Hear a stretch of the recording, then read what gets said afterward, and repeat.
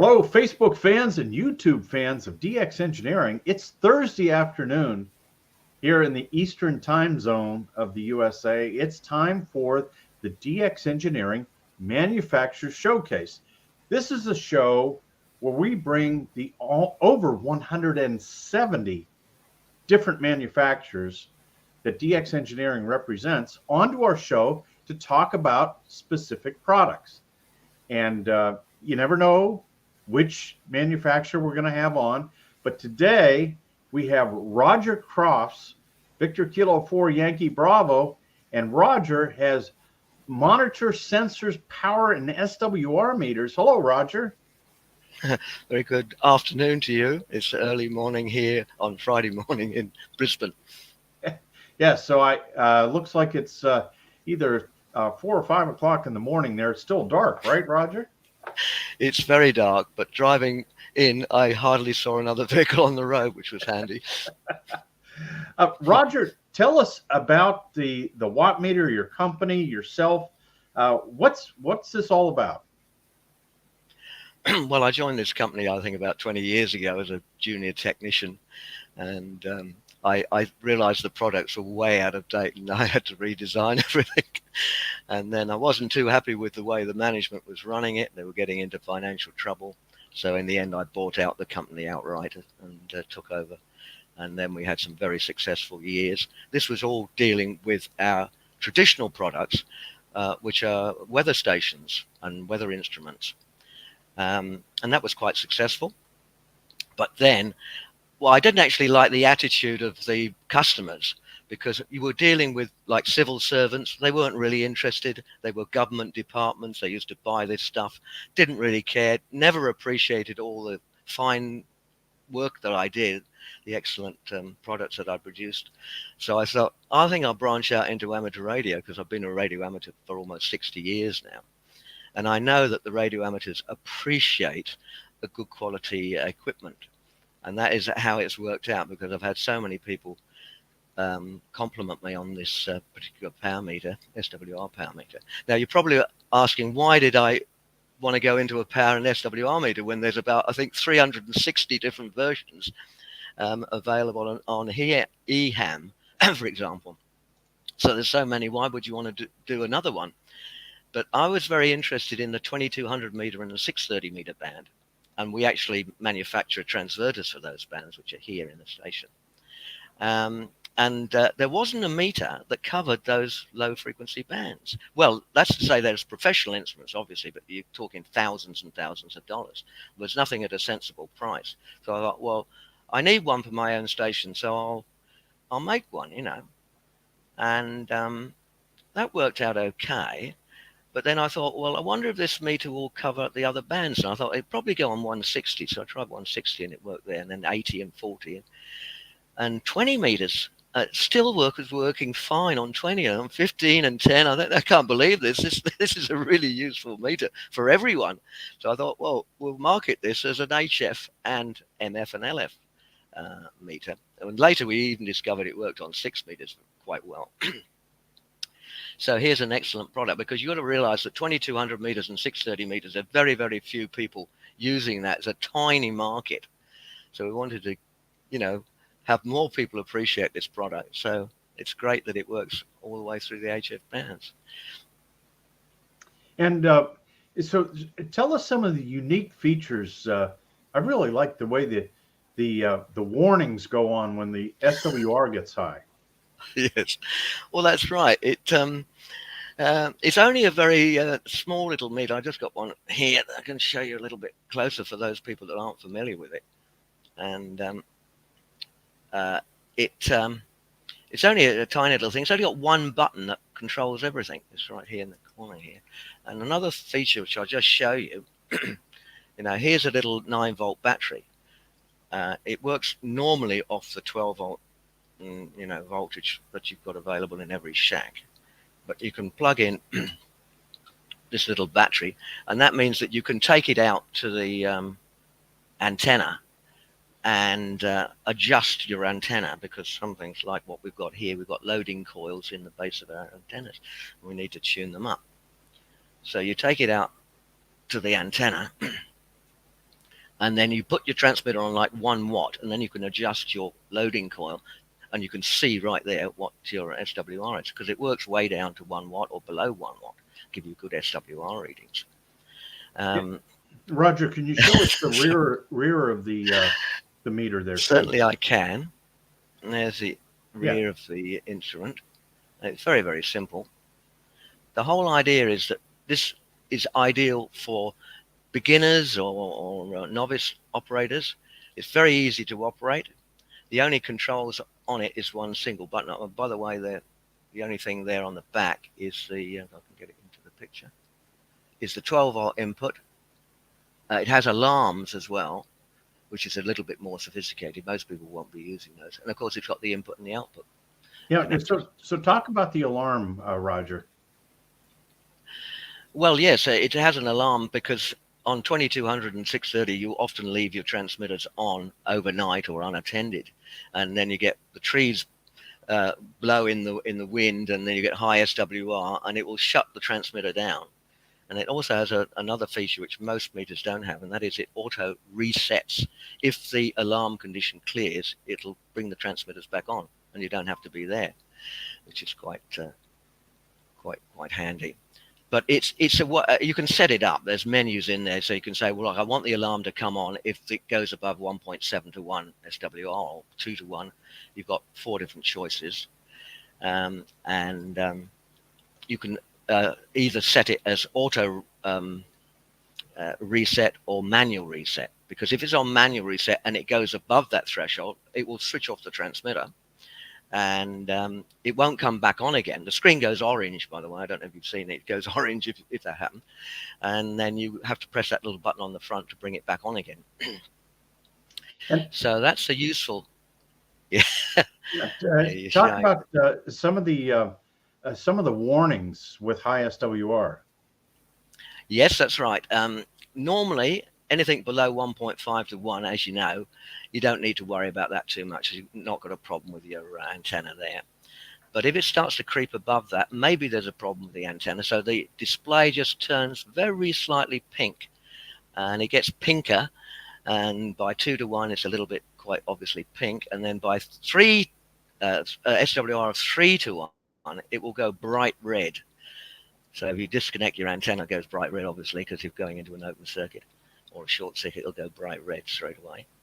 And that's, when you've got a station like this, it's very, very obvious when that bright red comes up. You're not really looking at that instrument, but you immediately see that bright red light and you think something's wrong here. The antenna's fallen down or whatever. So that's handy, You don't have to be looking. And you had a review in QST here recently, Roger. How did that come out? Well, it was very satisfactory indeed. I'm not familiar with the guy that did it, but he did a very good job, actually. He put it through its paces. He put it through all the different power levels, and he had a special device that he'd built himself that simulates the different SWRs. And I advise people to look at that. I think it came in March, ARRL. And he was quite impressed, actually. I think he was impressed with the different screen colors and so on. It also goes bright blue if you go above 2,000 watts, by the way. Yeah, we don't want to do that here in the U.S. Let's take a look at what's going on in the chat room just for a minute here, Roger. We've got our friend Greg, November Charlie 7 Bravo. Is in the chat room, and he's one of our bloggers on allbands.com. On allbands.com, check it out. Great looking product and modernization of an important piece of test equipment for any ham shack. Looks so much nicer than my first SWR meter. And then I think he's got a question down here too. Could you comment on your RF circuit design? Directivity, frequency range, directional coupler. Are you using diodes or logarithmic amplifiers used in the power detection? I mean, to get that frequency range, Roger, from 130 kilohertz, and we have tested it here at DX Engineering up to 6 meters, and it works great. How did you do that? Well, as you know, there's two main ways of measuring SWR. You normally can do it with ferrites. You have ferrite that samples the voltage and the current. Or else you can do it with tuned lines. They have little pickup lines. That's very good for VHF and UHF, the pickup lines. You don't get much pickup at 130 kilohertz.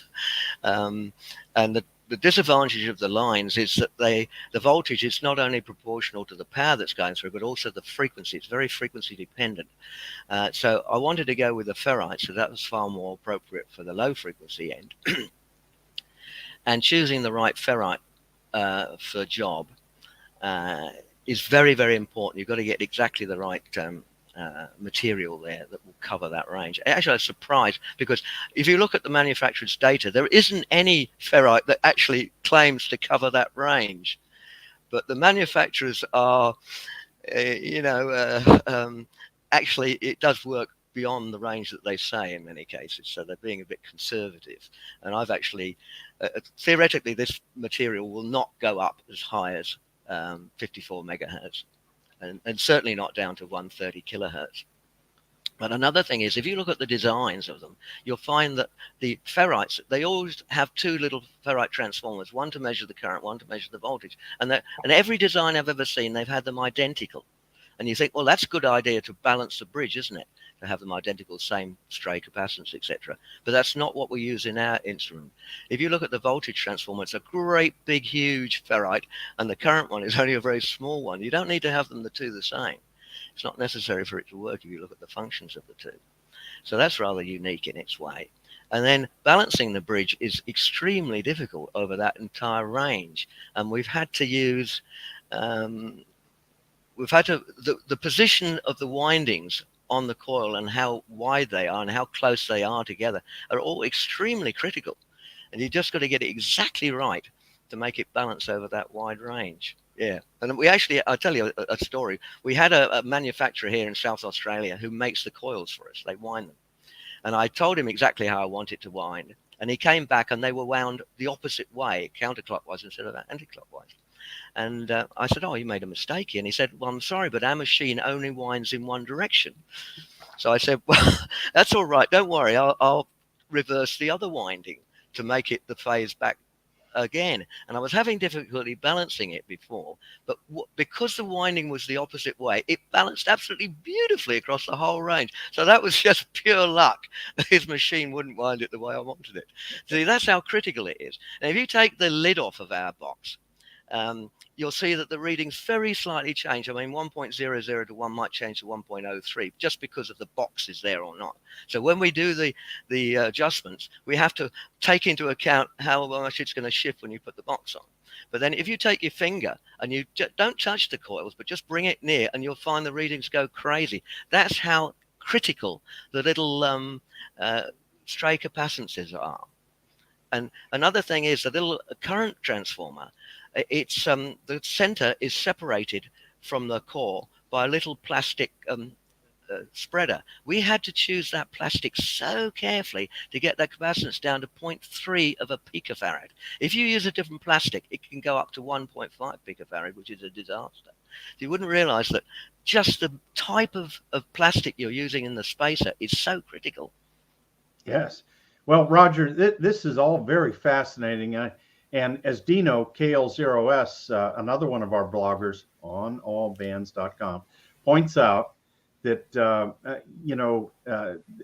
go to the QST of March this year and take a look at the product review for this excellent monitor watt meter. And Roger, we are so thrilled to be the North American exclusive supplier. We've got lots of them in stock.